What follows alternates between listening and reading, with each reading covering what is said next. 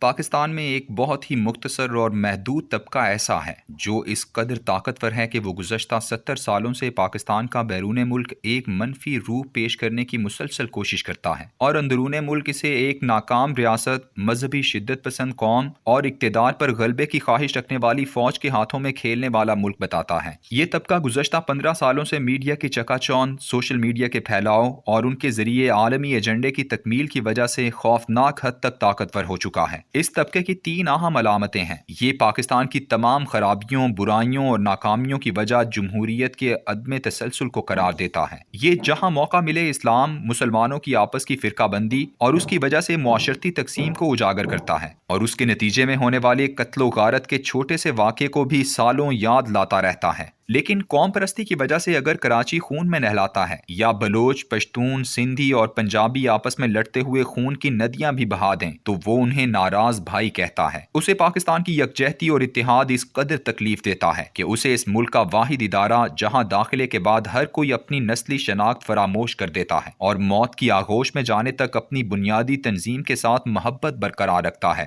یہ طبقہ اس فوج کو بدنام کرنے کا کوئی موقع ہاتھ سے نہیں جانے دیتا، اور اگر اس کا بس چلے تو یہ گلی گلی اس کے خلاف نفرت کے خاردار پودے لگا دے۔ اس طبقے کے 2 بنیادی ہتھیار ہیں جن کی آڑ لے کر اس نے مملکت خداداد پاکستان کی ترقی کو تنزلی کی گہری کھائیوں میں دھکیل دیا ہے۔ یہ پاکستان کے آئین سے شدید نفرت کرتا ہے، اسے قرارداد مقاصد بہت چبھتی ہے، اسلامی دفعات کو یہ پالیسی گائیڈ لائن کہہ کر رد کرتا ہے، اور اس کا بس نہیں چلتا کہ وہ اس میں شامل قادیانیوں کو اقلیت قرار دیے جانے والی شک پھاڑ کر پھینک دے۔ لیکن وہ اس آئین کو پھر بھی قرآن پاک سے زیادہ مقدس دستاویز سمجھتا ہے اور لوگوں کو بتاتا پھرتا ہے کہ بس ایک ہی دفعہ سب متحد ہو گئے تھے اور اب ایسا آئین دوبارہ نہیں لکھا جا سکے گا۔ اس آئین سے محبت کی بنیادی وجہ اس آئین میں حکومتوں اور پارلیمان کی حیت ترکیبی ہے۔ یہ اس حیت ترکیبی کی آڑ میں کھیلتا ہے اور پاکستان کو نفرتوں کا میدان جنگ بنائے رکھتا ہے۔ اس نفرت کی پہلی بنیادی وجہ ملک کی حلقہ بندیاں ہیں۔ پاکستان میں اس وقت قومی اسمبلی کے 272 حلقے ہیں جہاں سے افراد براہ راست منتخب ہو کر آتے ہیں۔ یہ ممبران قانون سازی کی اہم ترین ذمہ داری کے لیے چنے جاتے ہیں۔ اگر تو انہوں نے پل بنانے، سڑکیں تعمیر کروانی، اسکول یا اسپتال کھولنے ہوتے تو ان کے لیے اپنے حلقے سے انتخاب ضروری ہوتا۔ اہم بات یہ ہے کہ یہ تمام اراکین زیادہ سے زیادہ 15 سے 20% ووٹروں کے نمائندے ہوتے ہیں۔ باقی ووٹ تو ان کے مخالفین کو پڑے ہوتے ہیں جن کی اسمبلی میں کوئی نمائندگی نہیں ہوتی۔ دنیا میں 97 جمہوری ممالک ایسے ہیں جہاں ملک بھر میں سیاسی پارٹیوں کو براہ راست ووٹ ڈالے جاتے ہیں اور انہی ووٹوں کے حساب سے اسمبلی میں سیٹیں ملتی ہیں۔ اس طرح پورے ملک کا ایک ووٹ بھی ایسا نہیں رہتا جس کی اسمبلی میں نمائندگی نہ ہو۔ ایسے ملکوں میں آسٹریلیا، برازیل، چلی، کولمبیا، ڈنمارک، جرمنی، یونان، Indonesia, Italy, New Zealand, Norway اور اسپین جیسے لاتعداد ملک شامل ہیں۔ لیکن پاکستان میں انگریز کے لگائے گئے حلقہ بندیوں کے اس زہر آلود پودے کی حمایت کی جاتی ہے، اس لیے کہ یہی تو ایک راستہ ہے جس کے ذریعے اس ملک کی اسمبلیوں میں جاہل خاندانوں، برادریوں اور فیملیوں کے ووٹوں والے اور اپنے علاقوں میں دھونس دھاندلی اور بدماشی سے جیتنے والوں کے لیے راستہ ہموار کیا جاتا ہے۔ دنیا کے اکثر جمہوری ملکوں میں متناسب نمائندگی کا جمہوری نظام رائج ہے۔ اگر پاکستان میں کل 5 کروڑ ووٹ ڈالے جاتے ہیں تو جس پارٹی کو جتنے بھی ووٹ ملیں گے وہ اسی حساب سے اپنے اندر سے قابل، قانون سازی کے ماہر اور اہل دماغ اسمبلیوں میں بھیج سکے گی۔ یوں کسی پارٹی کو ملنے والا ایک ووٹ بھی ضائع نہیں ہوگا۔ لیکن میرے ملک کا یہ طبقہ گزشتہ 70 سال سے اسی پارلیمانی حلقہ بندی کی وکالت کرتا ہے، کیونکہ اسی کے ذریعے ہی ملک میں نفرت قائم رکھی جا سکتی ہے اور جاہل قیادت کے لیے راستہ ہموار کیا جا سکتا ہے۔ میرے ملک میں اس فرسودہ اور نفرت انگیز حلقہ بندی نظام کی وکالت میں وہ سب وڈیرے، چودھری، خان اور سردار پیش ہیں جنہیں انگریز عوام پر زمینیں، جائیدادیں، سرکاری اعزازات اور نوکریاں دے کر مسلط کیا گیا۔ راستہ صرف یہی ہے کہ معاشرے کو تقسیم کرنے والے اس نظام کو ختم کیا جائے اور متناسب نمائندگی کا نظام اپنایا جائے۔ دوسرا راستہ انگریز کی کھینچی ہوئی صوبائی لکیروں کو ختم کرنا ہے۔ ہمیں اس ملک میں آباد نسلی اکائیوں کو احترام دینا چاہیے اور ان کی اس حیثیت کو تسلیم کرنا چاہیے جن کے بارے میں قرآن کہتا ہے، اے لوگو،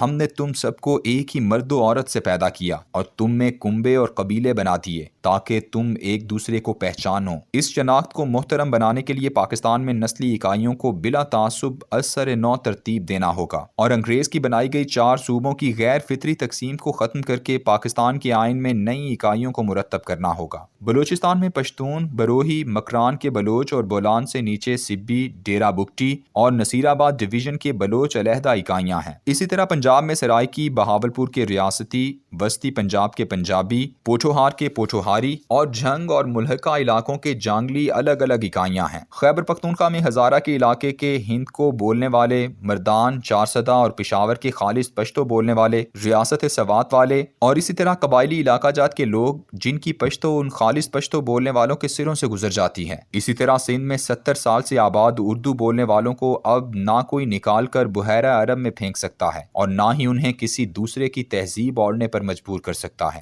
دنیا بھر میں ایسے بے شمار ممالک ہیں جہاں ایک سے زیادہ دارالحکومت اور وفاقی علاقے ہیں، جن میں جنوبی افریقہ، ملیشیا، نیدرلینڈز اور سری لنکا شامل ہیں۔ پاکستان کے جن شہروں میں ایک سے زیادہ زبانیں بولنے والے یا مختلف نسلوں اور قوموں کے لوگ آباد ہیں، انہیں وفاقی علاقے یا دارالحکومت قرار دے کر وہاں مرکزی حکومت قائم کی جا سکتی ہے۔ اس ضمن میں اگر اسلام آباد کی قربانی دے کر اسے پوٹھوہار کا صوبائی ہیڈ کوارٹرز بنا کر کراچی، لاہور، پشاور اور کوئٹہ کو 4 وفاقی علاقے یا دارالحکومت بنا دیا جائے تو معاملہ حل ہو سکتا ہے۔ پاکستان میں بڑھتی ہوئی سیاسی، معاشی اور معاشرتی انارکی کا اس کے سوا کوئی اور حل نہیں ہے۔ مجھے معلوم ہے کہ وہ طبقات جو اس ملک کا روشن مستقبل نہیں چاہتے اور جو روز یہ خواب دیکھتے ہیں کہ اسلام کے نام پر بننے والا یہ ملک ایک دن 4 حصوں میں تقسیم ہو جائے، وہ اپنے پروپیگنڈے کے زور پر ایسا نہیں ہونے دیں گے۔ لیکن تجربہ یہ کہتا ہے کہ جب بھی ایک دفعہ ایک ضلع سے کوئی علاقہ علیحدہ کر کے دوسرا ضلع بنا دیا گیا تو پھر لوگوں نے خود اس نئے بننے والے ضلع کی حفاظت کی۔ پاکستان میں بھی اگر ان اکائیوں کی بنیاد پر نئے صوبے بنا دیے جائیں، نئے وزراء اعلیٰ اور گورنر وہاں بیٹھ گئے تو عوام خود ان کی حفاظت کریں گے، کوئی انہیں پرانی حالت میں واپس نہیں جانے دے گا۔